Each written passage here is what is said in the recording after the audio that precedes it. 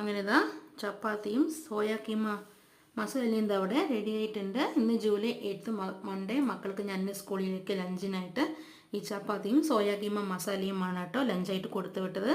അപ്പോൾ എല്ലാവരും വീട്ടിൽ ചപ്പാത്തിയോ പൂരിയോ ഉണ്ടാക്കുമ്പോൾ നമ്മുടെ സോയാബീൻ കൊണ്ട്, വീട്ടിൽ സോയാബീൻ ഉണ്ടെങ്കിൽ ഇതേപോലെ സോയാ കീമ മസാല ഉണ്ടാക്കി ട്രൈ ചെയ്ത് നോക്കുക കേട്ടോ.